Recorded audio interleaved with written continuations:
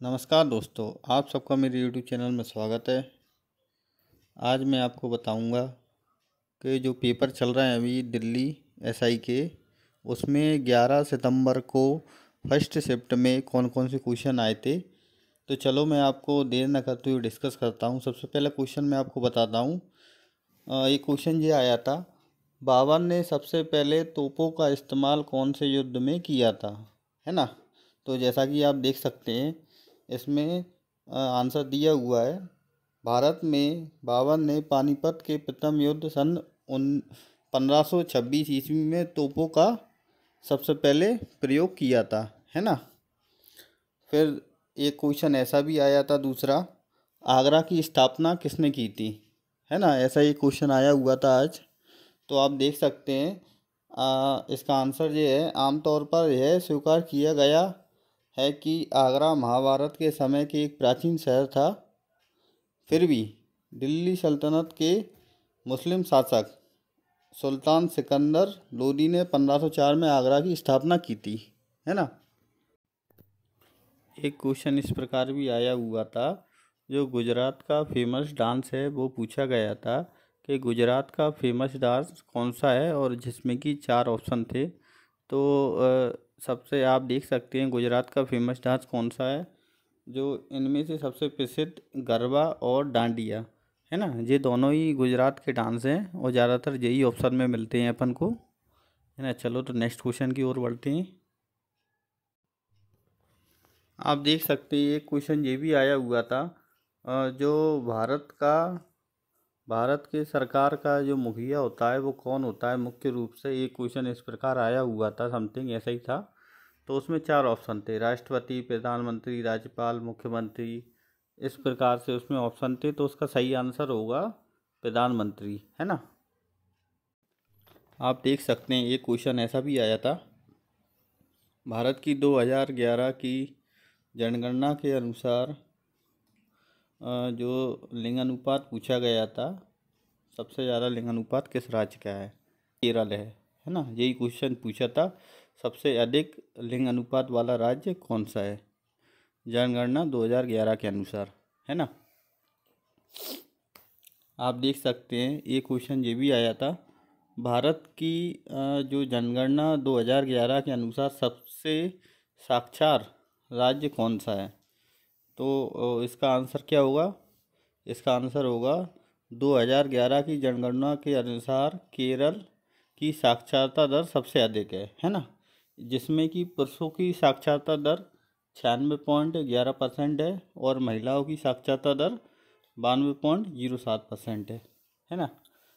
ये जितने भी आंसर हैं सब गूगल पे मैंने सर्च किए हुए हैं, जो भी आंसर है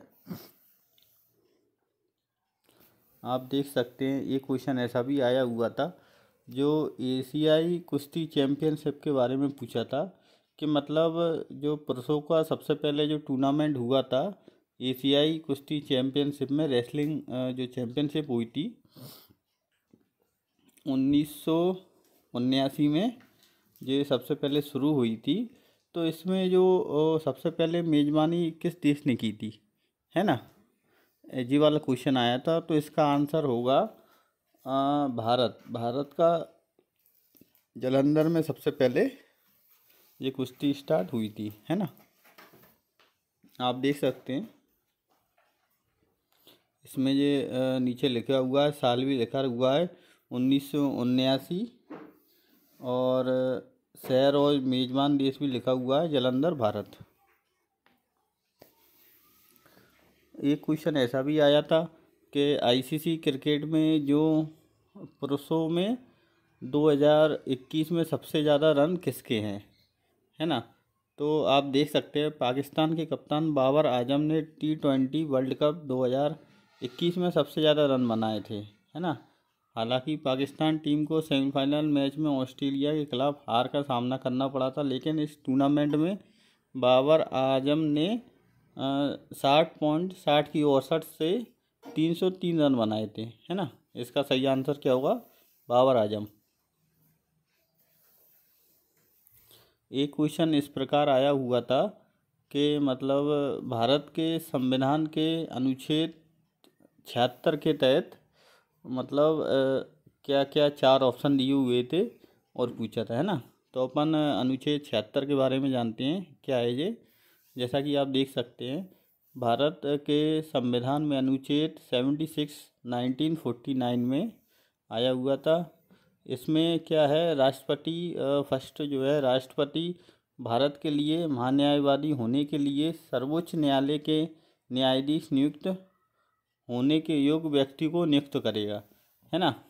सेकंड था, महान्यायवादी का यह कर्तव्य होगा कि वह ऐसे कानूनी मामलों पर भारत सरकार को सलाह दे और कानूनी चरित्र के ऐसे अन्य कर्तव्यों का पालन करे जो समय समय पर उसे सौंपे जाए। राष्ट्रपति और इन संविधान या उस समय के लिए लागू किसी अन्य कानून के तहत या उसके तहत उन्हें प्रदान कार्यों का निर्वहन करने के लिए, है ना। तो बेसिकली इसमें सही आंसर जो महान्यायवादी था, उसमें ऑप्शन में जो 4 ऑप्शन में आया था, है ना। और आप देख सकते हैं तीसरा और चौथा पॉइंट आप पढ़ सकते हैं। तो चलो मैं आप देरी ना करते हुए आपको फोर्थ नंबर नेक्स्ट क्वेश्चन बताता हूँ कौन सा आया था। एक क्वेश्चन ये भी था कि कृष्णा नदी की सहायक नदी कौन सी है ना। 4 ऑप्शन थे, जिसमें कि इसमें से एक ऑप्शन मुझे पता है कौन सा आया था, पंचगंगा। पंचगंगा उसमें पूछा गया था, 4 ऑप्शन में से एक ऑप्शन में पंचगंगा था। तो आप देख सकते हैं वैसे कि इसमें सहायक नदियाँ कौन कौन सी हैं, कुडाली, वेना, कोयना, पंचगंगा, दूधगंगा, तुंगभद्रा, है ना, घाट प्रभा, ये सब ये समथिंग जितनी भी हैं, मालप्रभा, मूसी और भीमा, ये कृष्णा नदी की सारी सहायक नदियाँ, और इनमें से कोई सा भी ऑप्शन आया हो वो सही होगा, है ना।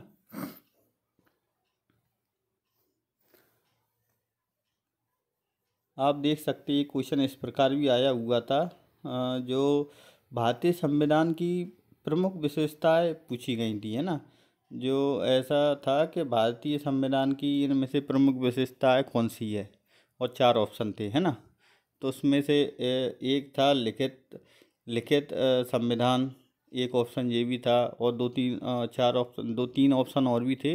वो 3 ऑप्शन मुझे अभी याद नहीं है, पर जो लिखित है इसका सही आंसर हो सकता है, क्योंकि ये इसकी विशेषता है ना। एक क्वेश्चन ये भी आया हुआ था कि किस प्रधानमंत्री के कार्यकाल में संपत्ति के अधिकार को भारत के संविधान की मौलिक अधिकारों की सूची से विलोपित किया गया, है ना। तो इसका ऑप्शन भी बिल्कुल सेम से ही आए थे। एक ऑप्शन था जवाहरलाल नेहरू, दूसरा था इंदिरा गांधी, तीसरा था मोरारजी देसाई, लाल बहादुर शास्त्री। ऐसे ही 4 ऑप्शन समथिंग समथिंग यही आए हुए थे, तो उसका सही आंसर होगा मोरारजी देसाई। जहाँ तक है अपन ने जीके के 12-13 क्वेश्चन समथिंग कवर कर लिए हैं, इतने ही मुझे मिल पाए हैं। Thank you so much friends.